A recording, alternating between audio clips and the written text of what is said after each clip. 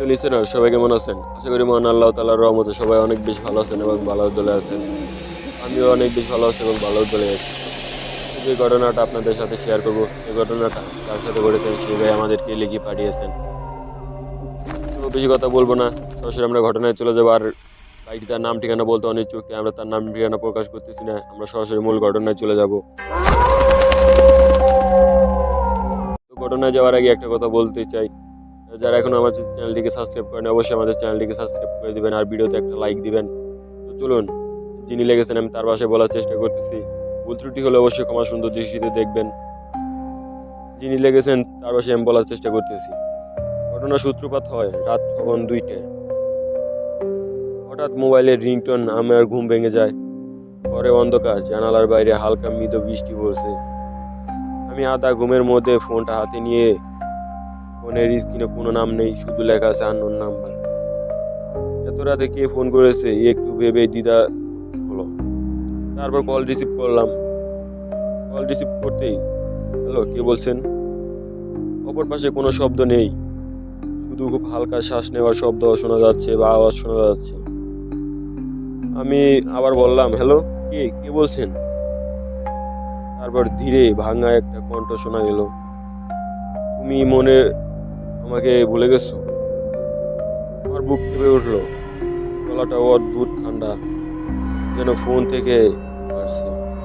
আমি বললাম, আপনি কি, কাকে ফোন দিয়েছেন এত রাতে?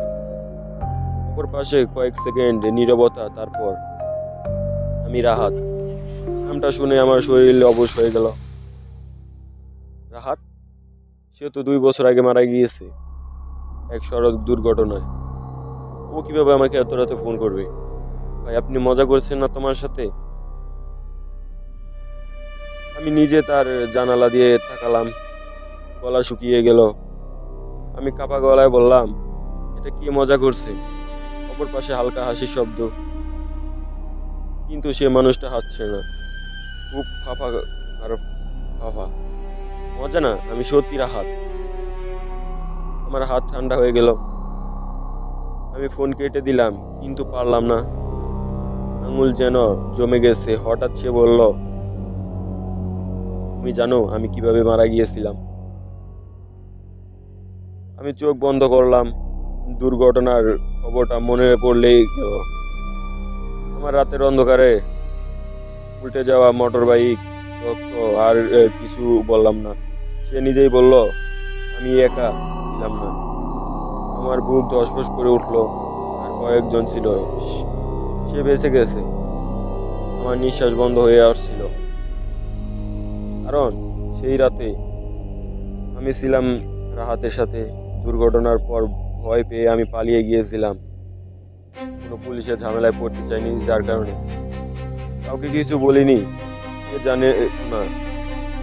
হঠাৎ ফোনের অপর পাশ থেকে খুব ধীর গলায় শব্দ এলো, তুমি কেন পালিয়েছিলে? আমার হাত থেকে ফোনটা পড়ে যেতে যেতে সামনে নিলাম। আমি ফিস ফিস করে বললাম, তুমি এসব জানো কিভাবে? কারণ আমি সব দেখেছি। ঘরের ভেতরে হঠাৎ ঠান্ডা হাওয়া বইতে লাগলো। জানালা বন্ধ, তবুও পর্দা নড়ছে। আমি ধীরে ধীরে পেছনে তাকালাম। ঘরে কেউ নেই। এটা কি হচ্ছে আমার সাথে? কিন্তু মনে হচ্ছে কেউ দাঁড়িয়ে আছে যেন আমার পাশে। মনের অপর পাশ থেকে আবার কণ্ঠ, আমি একা না। আমার গলা শুকিয়ে গেল।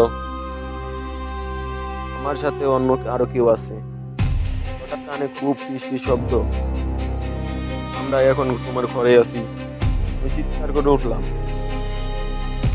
লাইট জ্বালাতে সুইচ চাপলাম। লাইট জ্বললো। ঘর ফাঁকা, কেউ নেই। আমি ভাবতে লাগলাম। ভাবলাম সবই হয়তো দুঃস্বপ্ন। এই ভেবে আবার ঠিক তখনই ফোনের স্ক্রিনে দেখলাম কল এসেছে এখন আবার। সময় রাত্রি 2টা 17 মিনিট। কিন্তু এতক্ষণ তো কথা বলছিলাম। হঠাৎ ফোনের অপর পাশ থেকে শব্দ এলো, টপ টপ টপ, এরো পানি পড়ছে। তারপর রক্তের শব্দ শুনতে পারলাম। আমার চোখের সামনে দুর্ঘটনার দৃশ্য ভেসে উঠলো। আমি কাঁপতে কাঁপতে বললাম, তুমি কি চাও? অপর পাশে খুব শান্ত গলায় উত্তর দিল, শুধু সত্যিটা। আমি চুপ। সে বলল, আজ রাত ৩টায় তুমি যেখানে আমাকে ফেলে গিয়েছিলে সেখানে আসবে। আমি মাথা নাড়ালাম, না, না, না। আমি ৩বার না না বলার পরে হঠাৎ ফোনের আওয়াজ বদলে গেল। অনেকগুলো কণ্ঠ একসাথে, আসবে, আসবে, তুমি আসবেই। আমি কান চেপে ধরলাম, ফোন কেটে দিলাম, ঘড়ির দিকে তাকালাম, রাত ২টা ১৮ মিনিট। মানে সব কথাই হচ্ছিল ১ মিনিটের ভেতর। আমার শ্বাস বন্ধ হয়ে আসছিল। হঠাৎ ফোনের মেসেজ এলো, অজানা নাম্বার থেকে, শুধু একটা লোকেশন, সেই দুর্ঘটনার জায়গা। তারপর নিচে লেখা ৩টা AM। আমি ফোন ছুঁড়ে ফেললাম, যাব না, কখনো যাব না।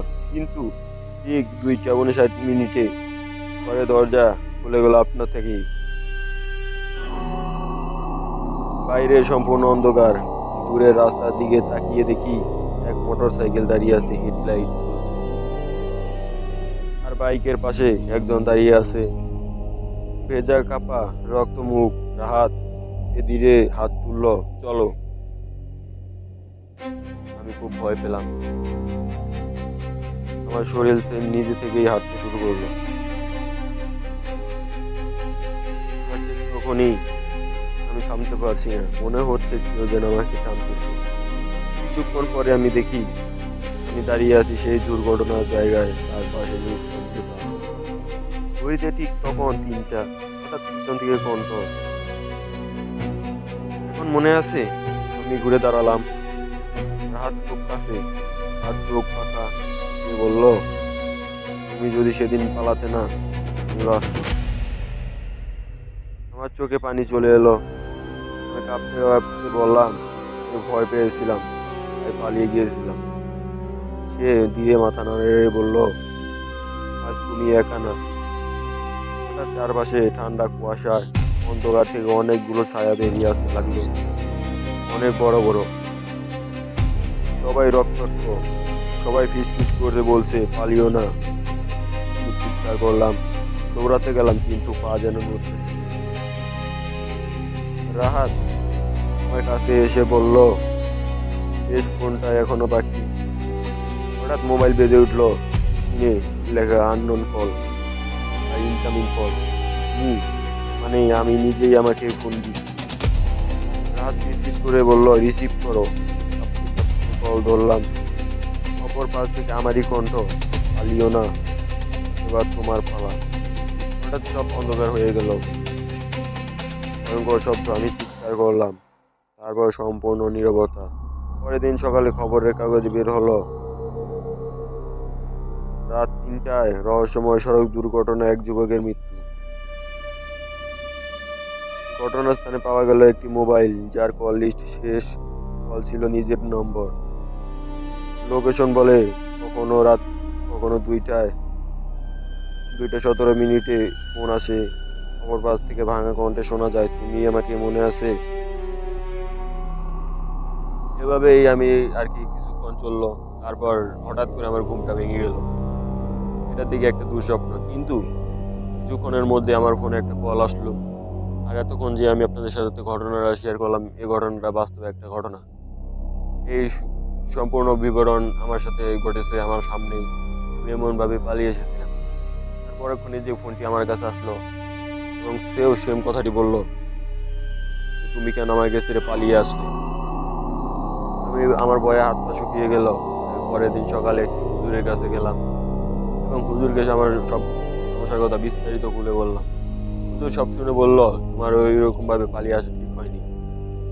পরে আমি তাকে সব কিছু খুলে বললাম এবং সে আমাকে বলল, চিন্তা করো না, আমি তোমাকে একটা তাবিজ দিচ্ছি এবং তোমার ঘরটাকে আমি বন্ধ করে দিচ্ছি। তারপর হুজুরটি আমার ঘর এবং আমার শরীরটাকে বন্ধ করে দিলেন। তারপর থেকে ইনশাল্লাহ আর কোনো আমার সমস্যা হয়নি। সেদিন রাতে অনেক খুব ভয় পেয়েছিলাম। এই ঘটনাটা বাস্তব একটা ঘটনা, কেউ ভুল ভাববেন না বা বানানো কোনো ঘটনা ভাববেন না। এটা আমার সাথে ঘটে যাওয়া একটা সত্য একটা ঘটনা। আমি সেম ভাবেই পালিয়ে এসেছিলাম। আমার স্বপ্নে দেখা সেম জিনিসটা হয়েছিল। তো যাই হোক, ঘটনাটা এ পর্যন্তই। যদি ঘটনাটা ভালো লাগে অবশ্যই আমাকে জানাবেন ঘটনাটা আপনাদের কেমন লাগলো।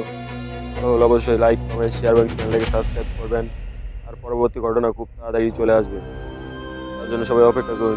আগামী কালকের মধ্যেই পরবর্তী ঘটনা আপলোড হবে ইনশাআল্লাহ। সবার কাছ থেকে বিদায় নিতেছি। আল্লাহ হাফেজ। সবাই ভালো থাকবেন।